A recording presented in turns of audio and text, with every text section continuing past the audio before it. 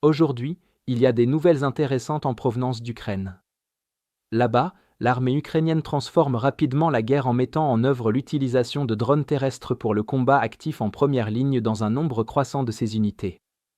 Cela contrecarre la supériorité numérique de la Russie et crée un environnement de champ de bataille où des vagues de soldats russes sont prises en embuscade par des robots ukrainiens. La 5e brigade d'assaut ukrainienne s'est imposée comme l'un des principaux moteurs de ce changement dans leur secteur de Dnipropetrovsk. Leurs soldats s'appuient sur les enseignements opérationnels initiés par le 3e corps d'armée autour de Liman, en se concentrant sur l'élargissement du rôle de combat en première ligne des robots terrestres, passant d'outils de soutien utilisés pour la logistique, le transport et l'évacuation, à des chasseurs autonomes qui dominent les terrains contestés grâce à des rôles de combat directs. Les ateliers et mentors du 3e corps sont devenus un centre régional pour des dizaines d'unités ukrainiennes, faisant bien plus que simplement entretenir le corps lui-même. Des unités viennent s'entraîner depuis zéro, d'autres apportent des drones endommagés ou incomplets pour les configurer, et les ingénieurs reçoivent des conseils pratiques sur la façon de créer leurs propres ateliers de robotique en première ligne. Le principal changement, c'est que de plus en plus d'unités voient désormais le potentiel d'utiliser de tels drones à l'offensive comme un outil efficace pour contrer la supériorité numérique russe dans leur secteur. En conséquence, les robots terrestres armés ukrainiens sont de plus en plus déployés comme des gardiens de route persistants qui non seulement surveillent la situation, mais sont aussi capables de frapper. Dissimulés le long des lisières de forêt, des talus ou des structures en ruine, ils patrouillent les routes clés et les points d'étremblement logistiques à l'aide de capteurs thermiques et de la vision nocturne. Depuis ces positions, ils tendent des embuscades aux véhicules, engagent l'infanterie avec des mitrailleuses ou des lance-grenades montées, posent des mines ou guident des drones aériens pour des frappes de suivi. Comparés aux drones aériens, les robots terrestres excellents dans ce rôle, car ils sont plus difficiles à détecter, moins vulnérables aux conditions météorologiques et capables de rester en place longtemps sans révéler leur position, ce qui en fait l'outil d'embuscade parfait. Leurs charges utiles plus lourdes et leurs plateformes de tir stables permettent un feu soutenu et précis avec différents systèmes d'armes, ce que les drones aériens ne peuvent égaler. Une vidéo de combat publiée par la 5e brigade d'assaut l'illustre bien. Un drone terrestre ukrainien équipé de la vision nocturne a été envoyé en mission de patrouille le long d'un itinéraire utilisé par les Russes pour pousser des groupes d'assaut vers Oleksivka. En progressant sur une route forestière, le drone ukrainien repère un véhicule blindé ennemi et décide de prendre une position d'embuscade dans l'obscurité. Un transport de troupes russes légèrement blindé avance, sans capacité de vision nocturne comparable, ignorant qu'il a été détecté par le drone ukrainien.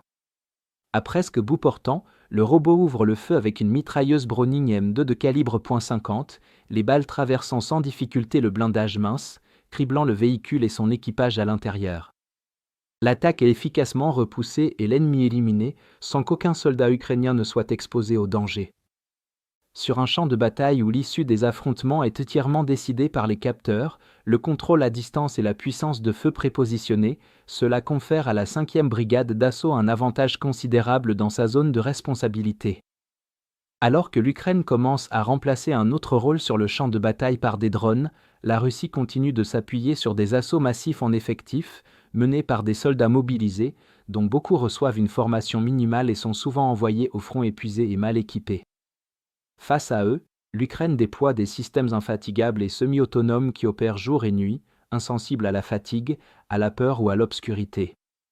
Cette tendance, qui s'est développée dans la deuxième moitié de l'année dernière, a entraîné une nouvelle flambée massive des pertes russes, les drones ukrainiens ayant frappé plus de 106 000 cibles et éliminé un nombre record de 33 000 soldats ennemis rien qu'en décembre. Portés par des ingénieurs compétents et une logistique bien préparée, les batteries des drones sont remplacées, les armes rechargées, et les robots ukrainiens peuvent retourner en position en quelques minutes pour leur prochaine mission. Dotés de vision thermique, d'optique nocturne et coordonnés par des drones aériens, ni la météo ni l'obscurité n'offrent de couverture aux Russes, ce qui entraîne un cycle d'attrition accéléré où des formations humaines non préparées sont envoyées dans des chaînes de destruction robotisées, avec un nombre de morts qui devrait encore augmenter à mesure que l'Ukraine continue de déployer des drones terrestres pour des tâches plus offensives en première ligne. Globalement, à mesure que les robots terrestres ukrainiens remplacent de plus en plus les soldats dans les rôles de reconnaissance, de suppression, de logistique et d'assaut rapprochés, la logique des attaques massives d'infanterie s'effondre. La quantité seule ne compense plus la vulnérabilité, et plus l'Ukraine déploie de systèmes de drones à grande échelle, plus les tactiques d'attrition traditionnelles de la Russie deviennent obsolètes.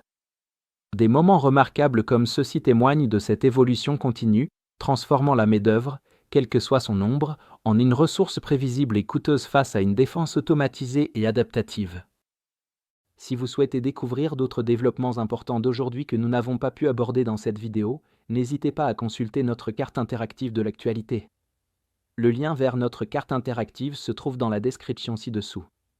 Merci d'avoir regardé cette mise à jour, et un merci tout particulier à tous ceux qui suivent déjà notre carte interactive.